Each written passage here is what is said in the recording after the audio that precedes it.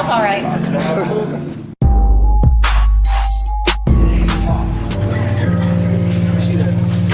Y'all live on Facebook. Say what's up real quick, man. What's going on? What's going on, Dante Nation fans? Bo Mac. Bo Mac, Terrence Crawford trainer right here. Watching Dante's Boxing Nation. Y'all see it. Y'all hear it. Y'all hear it.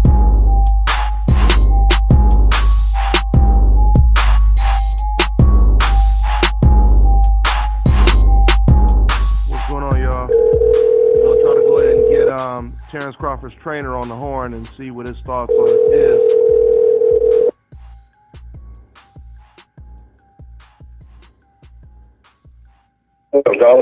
What's going on, Brian? All right. Shit.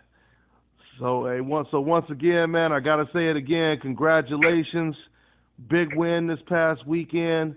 And let me go ahead and let everybody know I'm on the phone with Terrence Crawford's trainer, Brian McIntyre, aka B Mac. So, the first thing I want to ask you, Brian, is how has the reception been, man? Because every boxing website I look at, it's nothing but Terrence Crawford articles everywhere. So how's the reception been? Oh, man, the reception been great, man. You know, everybody calls it the masterpiece performance, a masterpiece fight plan. So it's been real good. And I want to ask you about the first 4 rounds because, you know, watching the first 4 rounds, it looked like it was going to be like an extreme competitive chess match. Did Terrence Crawford, or did you think that Victor Postol's reach was going to be a problem or anything? What was your thoughts just looking at those first 4 rounds?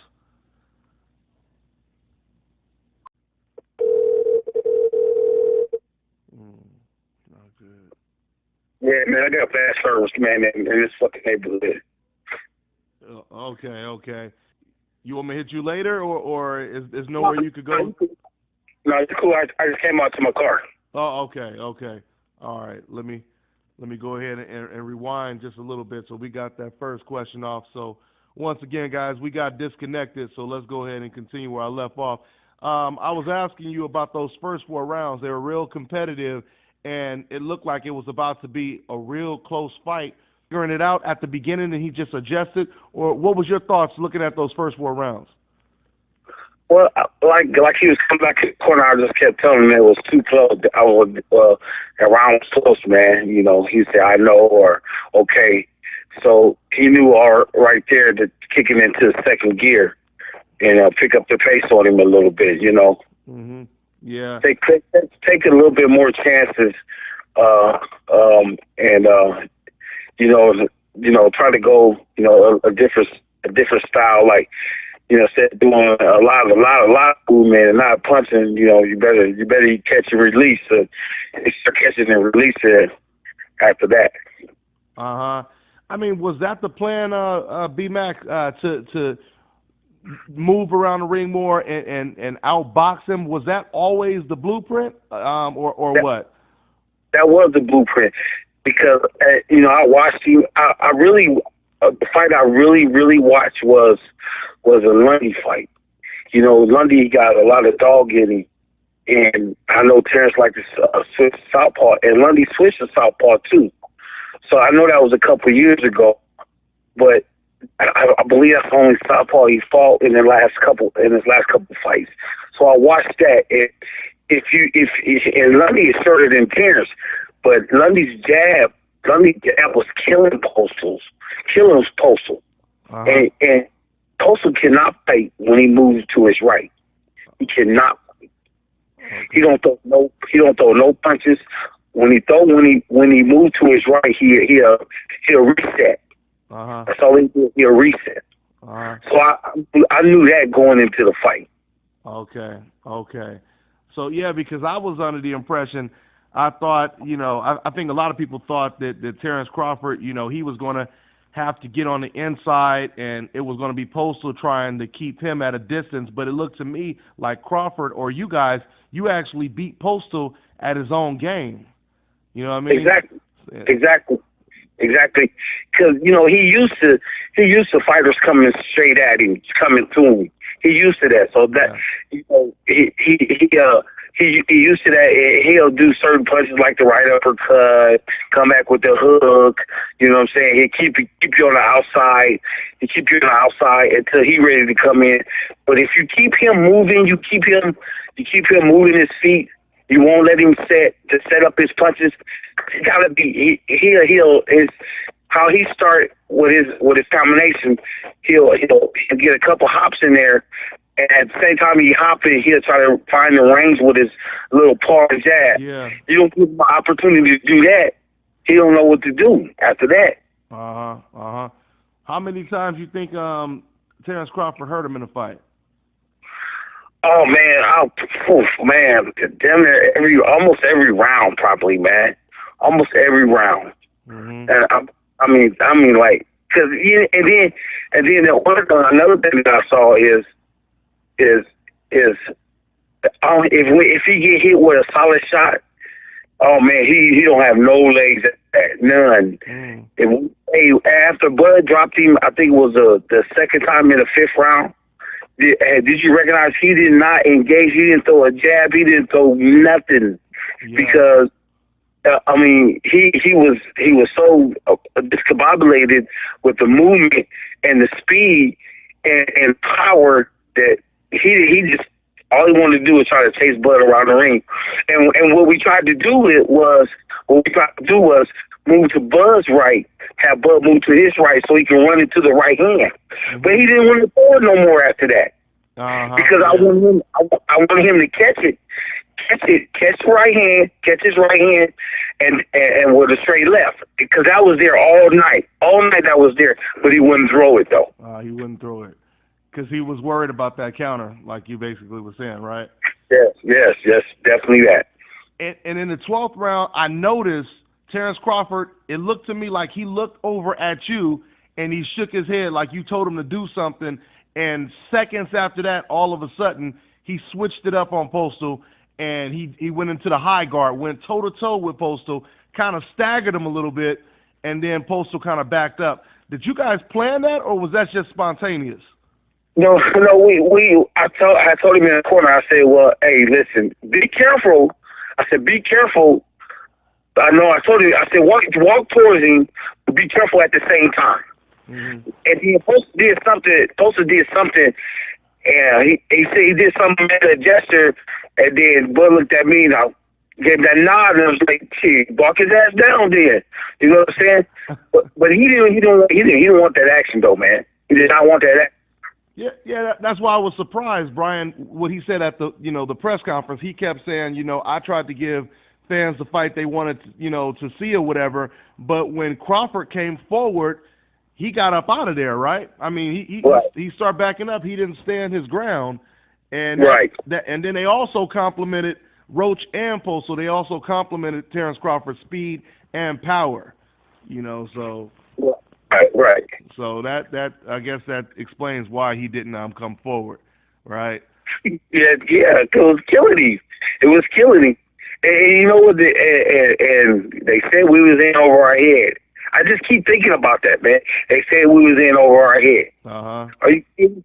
Are you kidding? I mean, we as a team expect Bud to win because of the way we train, and all the years that I've been training Terrence since he was 7 years old. I've never really seen him ever get dominated. If he did get somebody got a good round on him, he always came back, he wanted to get some get back. He always been like that. And so I know his demeanor. I know his character inside the ring. So I knew that, everybody keep saying that, okay, Postol got a good jab, and then the ratings, the rankings, I think the Ring magazine had Postol #1 and Terrence #2. So I mean, all of that, all the reporters and commentators saying all this good stuff about Postol and not really saying anything about Terrence, all that did was throw fuel on the fire. I mean, this dude wanted to beat that so bad, man, so bad. And you brought up something else right now too, Brian. You just said you've been training Terrence Crawford since he was 7 years old. You basically brought him up from scratch, And you talked about Freddie Roach, at the press conference. You basically said who is Freddie Roach, in comparison to how you did with Crawford versus how he did with Postol. A lot of people are criticizing Freddie Roach, saying he should have been able to get Postol to adjust a little bit better.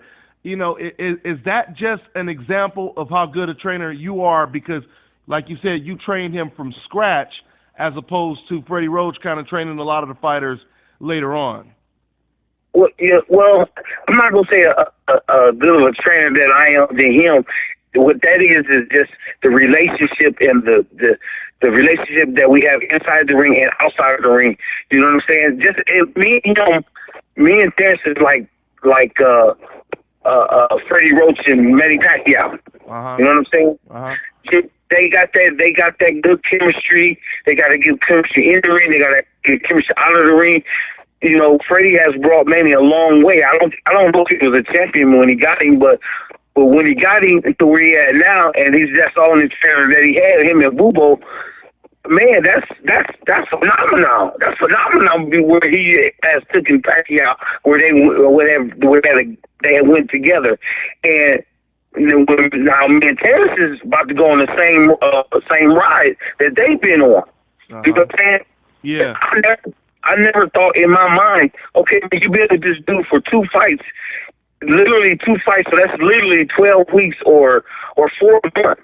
Because I believe he lives over in UK, or wherever, Ukraine, and Freddie definitely lives in Los Angeles. So when he do come over for camp, it's only like 6 weeks. So 6 weeks is 6 weeks. That's 12 weeks. That's 3 months. Mm-hmm. And then you got another 6 weeks. So that's almost 4.5 months. 4.5 months is not going to change his style. Age of 32 years old. That's not going to happen. Not in 3 fights. If you want to change a fighter, man, it takes years. It takes years to change a fighter. Mm. You know what I'm saying? Uh-huh. It don't take 3 fights. If I want Terrence to do something, if I want him to really do something, because I knew Victor was a big guy and tall and lanky, so I knew he had to have some power. A month and a half before we even went to training camp, I already had him lifting weights just to get stronger, not bigger, just to get stronger. Mm-hmm. And then in camp, we would go to the gym because all we didn't do before the camp, we just work out twice or just once a day, or once every Monday, Wednesdays, and Fridays is 2 a days, and then Tuesday, Thursday, Saturdays is 1 a days. Those 2 a days are the days that I work on his defense, because everybody said, "Oh, his defense is bad. His defense is bad." Look at his defense. And nobody talk about his defense. Postol couldn't touch him. Yeah.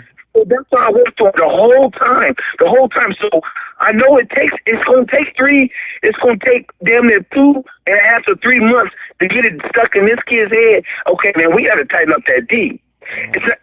You know what I'm saying? If you look at it, he was catching Postol punches. You know what I'm saying? And he was releasing.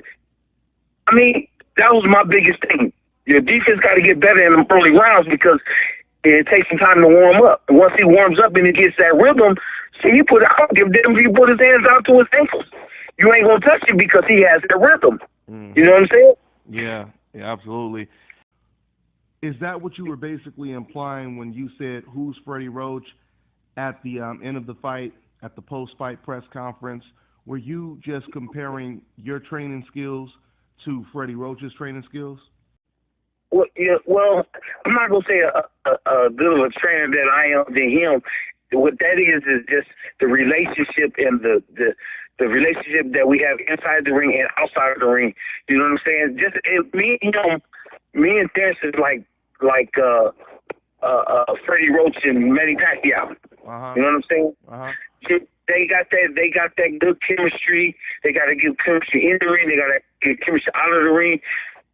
Freddie has brought Manny a long way. I don't know if he was a champion when he got him, but when he got him to where he at now, and he's just all in the trainer that he had, him and Bubo, man, that's phenomenal. That's phenomenal. Where he has taken Pacquiao, where they went together, and now me and Terrence is about to go on the same ride that they've been on. You know what I'm saying? Yeah.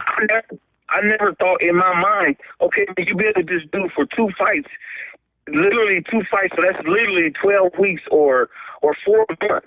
Because I believe he lives over in UK or wherever, Ukraine, and Freddie definitely lives in Los Angeles. So when he do come over for camp, it's only like 6 weeks. So 6 weeks is 6 weeks. That's 12 weeks. That's 3 months. Mm-hmm. And then you got another 6 weeks. So that's almost 4.5 months. 4.5 months is not going to change his style. Age of 32 years old. That's not going to happen. Not in no 3 fights. If you want to change a fighter, man, it takes years. It takes years to change a fighter. You know what I'm saying? It don't take 3 fights. If I want Terrence to do something, if I want him to really do something, because I knew Victor was a big guy and tall and lanky, so I knew he had to have some power. A month and a half before we even went to training camp, I already had him lifting weights just to get stronger, not bigger, just to get stronger. Mm-hmm. And then in camp, and we would go to the gym because all we didn't do before the camp, we just work out twice or just once a day, or once every Monday, Wednesdays, and Fridays is 2 a days, and then Tuesday, Thursday, Saturdays is 1 a days. Those 2 a days are the days that I work on his defense, because everybody said, oh, his defense is bad. His defense is bad. Look at his defense. And nobody talk about his defense. Postol couldn't touch him. Yeah. So that's why I worked on it the whole time. So I know it's going to take damn near 2.5 to 3 months to get it stuck in this kid's head. Okay, man, we got to tighten up that D. You know what I'm saying? Look at it. He was catching Postol punches, you know what I'm saying? And he was releasing. I mean, that was my biggest thing. Your defense got to get better in the early rounds because it takes some time to warm up. And once he warms up and he gets that rhythm, see, he put his hands out to his ankles. You ain't going to touch him because he has that rhythm. You know what I'm saying? Yeah, absolutely. And I talked to Top Rank's matchmaker, and he was trying to be hush on it, but the implication was it's a very good chance that Crawford can get Pacquiao next. He didn't want to, he didn't want me to pretty much put too much out of what he said, but he told me it's a really good chance that Pacquiao can be next for Crawford. He was basically suggesting that Top Rank, they really, really like that fight. I mean, so what do you think, B-Mac? You think it's a chance that it can happen next, or what? And you know what? I hope the fight happens. I really hope the fight happens. So, so it could be so we can start. So Terrence can solidify that he is the dominant fighter at 140, just because, man, he got to come down to 140. And I wanted to happen for another reason is, I mean, that's a big money fight for both of them. Because I know that fight it will sell. It will sell. So if it happens, it happens. If it don't, it don't, man. We just move on. Yeah, that fight right there would automatically propel Crawford's career into superstar status, no doubt about it. So right. That would be interesting. Roy Jones, he said he was just praising, really praising Terrence Crawford, and he said that he believes that Terrence Crawford would give Errol Spence hell if they were to fight. Now, I know you guys are not planning on moving to 147 yet, but what's your reaction to that statement? Well, hey, man, tell anybody hell, man, just because it's boxing IQ. Yeah. You know what I'm saying? If it's Errol Spence or is it anybody up there at 147 pounds, the top guys up there, give anybody. Y'all here. What's up? Where's all those women that you be having on there? Where they at? How old y'all at, girl? There we go.